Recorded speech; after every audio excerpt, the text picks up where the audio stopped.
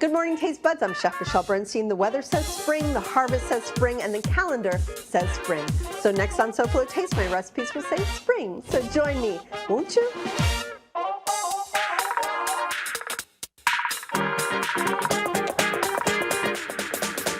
How fun is that?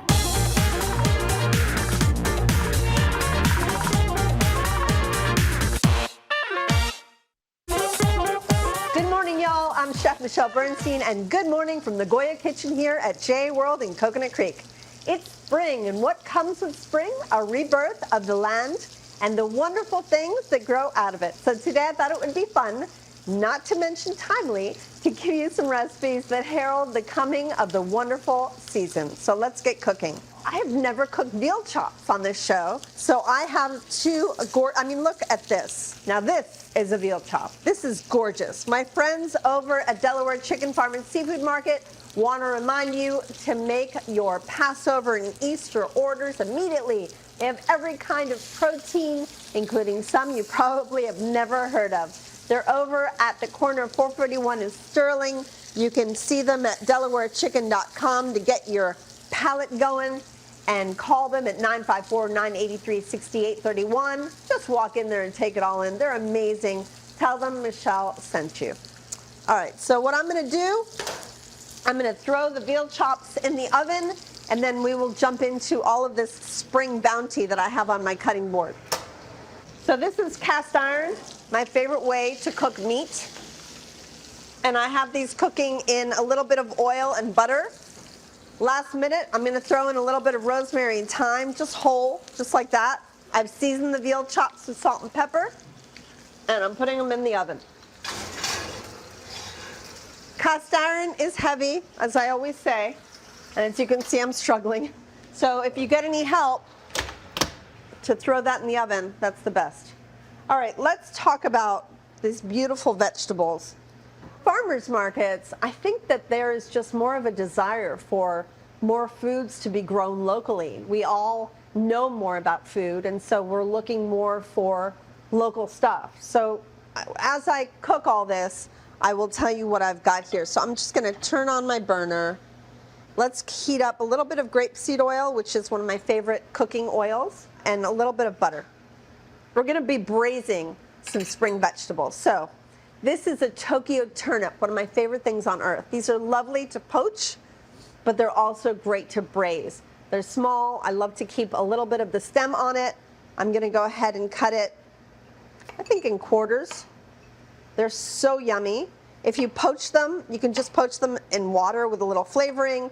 My favorite is to poach it in chicken stock because I love the gelatin of chicken stock, and I feel like it gives it like a fattier flavor. I also have these gorgeous little spring carrots that I'll cut. Remember, if you're going to braise different vegetables together, you need them all to be somewhat the same size. Okay, obviously this isn't going to be exactly like the turnip, but it's going to be as close as I can get to the same size. I've got gorgeous little radishes. If you've never tasted a radish cooked, now's your chance. Radishes, cooked radishes, are delicious. Grilled, roasted, but here I'm gonna braise them along with my turnip and my carrot. Cut everything about the same. So the radishes are smaller than the turnip, so I'm gonna cut them in half. So let's go ahead and start just by throwing them in the fat, because braising is two techniques. It's first searing in a little bit of fat and then adding broth to it, some kind of liquid. I still have a little bit of room in the pan, so I think I'm gonna cut the other color of radish, a couple of these, to add into that as well. It's just so fun to cook with so many colors and flavors, right? And textures, if you think about it, you know, we're used to eating radishes raw that has the crispiness, but wait till you try the tenderness of eating a glazed radish like this. So I have a little bit of minced garlic, a little bit of minced shallot. To me, this just begs for onion, so this is the onion that I'll be using. I'm not looking for a lot of color, but I am looking for a little bit of color. So what do you think is going to help me achieve more color? Some type of a sugar, right, for the caramelization. So I'm going to add a little bit of honey, which is going to balance out a bit of the bitterness, sharpness of the radish, as well as the turnip, just the slightest bit, just to do two things, to help with the caramelization and to cut a little bit of that bitterness out. Not much, just a little. I'm not going to move it. I'm just going to put it on high heat while I talk about this beauty right here. This, and I brought it to you in a very rustic way because I wanted to show you, this is how I cooked cranberry beans last night. So fresh cranberry beans are available right now. They're beautifully pink. Once you cook them, sadly, they get a little gray, but that's okay. They are so good. They take 20 to 25 minutes to cook only. So what we do is we took a little garlic, a little crushed chili flake, and onion, saute it, add the cranberry bean, saute that, and add a little chicken stock, water, vegetable stock. It's up to you. That's it. In 20 minutes, you have the most perfect cooked bean. I'm not going to add this. So creamy. It's crazy how fresh beans are so much better than dried beans. It's like the way we're supposed to eat them. Anyway, I'm going to add the bean in when these are almost fully cooked for two reasons. One, because I love them, and also because the starch of this bean and its cooking liquid is going to bring all of this together and make it glazy. All right, so this is starting to caramelize thanks to the honey. Let's add a little bit of chicken stock.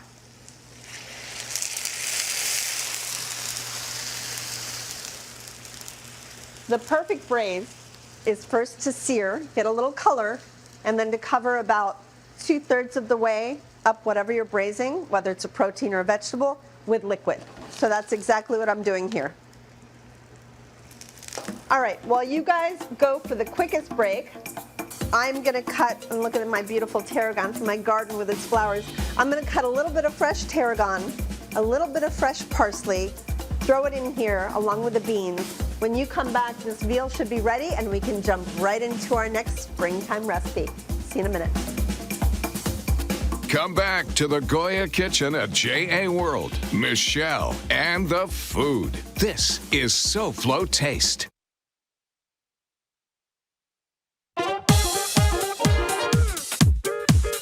SoFlo Home Project is next, right here on Local 10. Welcome back to SoFlo Taste and welcome back to J.A. World in Coconut Creek, a place dedicated to our kids. For information about this instructional institution, go to jasouthflorida.org or call 954-979-7100. Now back to the recipes of spring. All right, everybody. Oy, look how pretty. This is our gorgeous veal chop, and these are glazed spring vegetables. So I highly recommend serving some on top of the veal. You don't need a sauce. This is all the sauce and side dish you would ever need. The turnips, the carrots, the beans, the radishes, it's all so beautifully. I mean, you don't have to use every single one of them. I know there's a lot here, but use 2 to 3 of them to have a nice difference in texture and flavor. All right, everyone, there you have it, our gorgeous veal chops with spring vegetables. All right, let's jump into my next dish, and this is even more spring, if it could be more spring. I'm gonna braise some fresh codfish. Thank you, Delaware Chicken Farm and Seafood Market. And I'm gonna use 3 types of beans, well, kind of. These are peas. I guess there are 2 types of peas and 1 bean. Fresh English peas, snap peas, one of my favorite things on earth, and fava beans. So, the fava bean, you cook whole. It comes in a pod. You just cook it in some boiling water for about a minute or 2. Open that pot up, and out come these gorgeous, green, creamy, delicious beans. Let's go ahead and get started. This is actually going to be another braise. A little bit of butter, and again, some oil to start. Oh, by the way, I think a little lemon, especially because we added the honey into the braised turnip and radish. So a little lemon on here would just open up the flavor. And of course, as usual, I'm going to add a little bit of my flaky salt right on top. Okay, we've got this gorgeous, fresh codfish. I'm going to just season it with salt and pepper.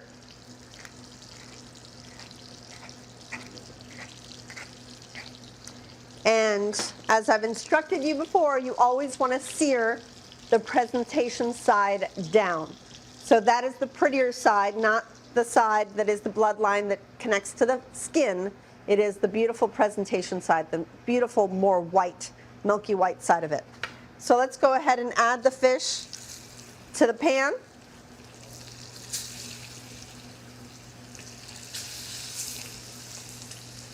For herbs on this, I love peas with mint. It's very traditional. I'm going to keep going with that tradition, but I'm also going to add a little bit of dill. The lemon will be used in this as well, and a little bit of garlic. I have a little surprise for you. Check out my squash blossoms. Aren't they beautiful?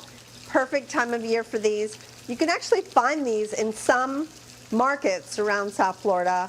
And I also have spring onions, which are these gorgeous long scallions. And this is going to be our onion for this dish. Once you get a little color on your codfish, go ahead and flip it over.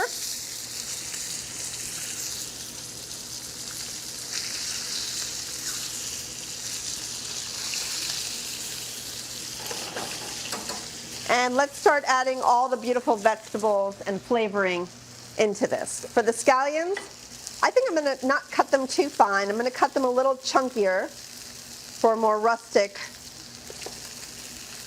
They're so skinny and beautiful. This is their time of year. So let's add those in there. Let's go ahead and add the garlic, the peas,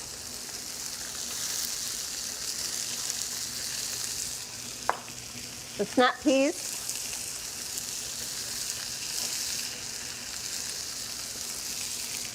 the fava beans, which are still quite kind of crisp. They've only been blanched for like a minute or two, so they still have a good amount of texture to them. A little bit of red crushed chili flake, a hint of white wine. Let's let that burn off for a minute. Once the alcohol burns off in the wine, go ahead and add a little bit of either fish stock or chicken stock, whatever you happen to have around. Okay, when you come back, we're going to add these squash blossoms in there and let them just cook. They cook in seconds. A little bit of this mint and dill and lemon, and we will have a beautiful dish to celebrate. Come back in a moment.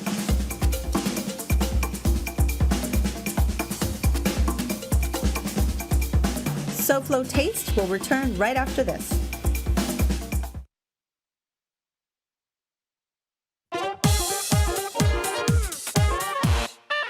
Welcome back to SoFlo Taste. These spring recipes and all of my recipes are available on the SoFlo Show's webpage. Just scan this quick response code and you'll zip over to the fabulous SoFlo Show's page. You'll also see the QRC on the ingredient list throughout the show. Now back to my SoFlo Taste about SoFlo's spring harvest of ingredients. All right, so our beans, our peas, everything is cooked. The fish looks like it's pretty much done. We're going to add in these gorgeous squash blossoms. I mean, you don't have to have them, right? But they're so beautiful, and they have a lovely sweet taste to them. And if you want, you can even just rip them into pieces. I just think they're gorgeous. Tuck them in there. So for serving, just take a piece of this gorgeous cod, place it in the center of your bowl, and then spoon everything else around it. And these blossoms, just so you know, as soon as they hit some hot liquid or a hot oil, they are cooked. They don't need any time at all. And whoopsie, I cut herbs. Let's not forget the herbs. Remember, I had the dill and the mint. So put them around here. We'll put some on top here. Let me give you a little bit more. This broth is so delicious. I finished it with a little bit of butter and a little bit of lemon. So you definitely want to have a good amount of that gorgeous minty broth. Remember, there was a little bit of a white wine reduction to it. It's just so pretty and so green and vibrant. It almost eats like a stew. And this is just such good eating. All right, let's jump right into our next dish, the beautiful roast beet salad. You can get beets all over town right now. You can get baby beets or you can get larger beets. It's up to you which ones you want to get. My favorite way to cook beets is really to roast them. They have their optimum flavor by roasting. You can boil them, but I feel like you're washing away a lot of flavor when you do. So I love to make these little packets when I roast the beets because you're basically steaming them inside of the oven in these packets. So let's show you what we did. We add a little bit of oil to them and then we put them in first, check this out, first in parchment paper, then in foil. So they're like so. And they have oil on them so that the skins come off very easily. And they are seasoned with a good amount of salt. So these are the choja beets, and these are the red beets. So pretty. Ah, this makes me so happy. So let's go ahead and peel them. Now, I've never tried this, but I was wondering if I could peel them with a paper towel, and sure enough, they peel right off. So that's it. That's how you peel a beet. The whole beet is peeled, all the peel stays onto your paper towel. So let's use a couple of red, so pretty, and a couple of the choja. And look how pretty the choja beets are. Look at that. They're a softer color. They're almost layered with a little bit of yellow. And there you have it. It's just so beautiful. And you'll really go crazy when you taste them like this. So much better than just boiling beets away. So let's set these aside and let's make a gorgeous little beet salad with everything that we have here. I'm going to show off right now because I'm very excited. I grew this watercress. Okay, I got some help. And then, of course, you know, we talked about radishes, but check out my watermelon radish. And the reason why they're called watermelon radishes, well, take a guess. They're green, they're pink on the inside. It's just like a watermelon, but it's a radish. And these are around right now as well. If you want to go ahead and shave them carefully, unlike me, on a Japanese mandolin. I thought it would be kind of cool to garnish my salad with bagel spice. I love the everything bagel spice. It's so yummy. A lot of different companies make it. I also have some homestead strawberries. So we're just going to kind of combine all this together, and I think it's going to be a rather glorious salad. So let's slice up a few strawberries. I mean, you talk about Florida's bounty. We have everything today on this table. It's everything from Palm Beach down to Homestead today. And it's just so exciting. So we've got sliced strawberries. Let's cut down the beets a little bit. Obviously, the beets can totally be made a couple of days ahead. I kind of love warm beets. I would probably serve myself the warm roast beets in my salad, but you know, I know most people like them cool. These beets are gorgeous. All right, so let's get started. I'm gonna go ahead and mix this and this with a little bit of oil and balsamic.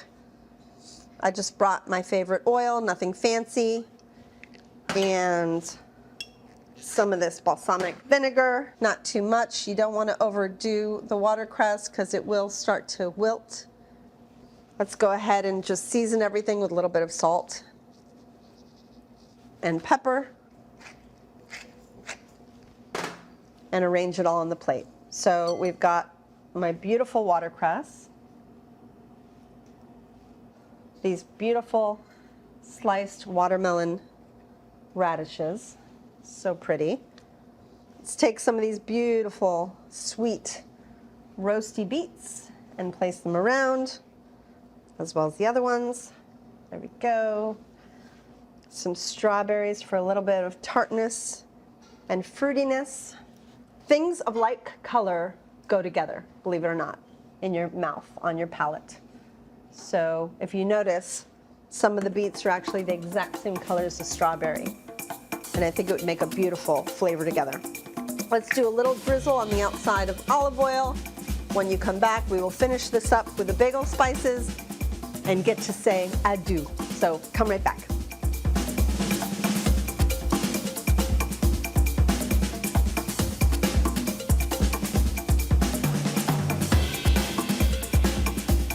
Back to SoFlo Taste right after this.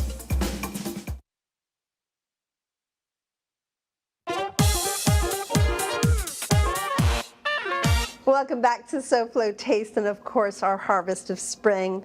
My beautiful salad is almost done. Like I told you, I have some everything bagel spice to pour right over the top.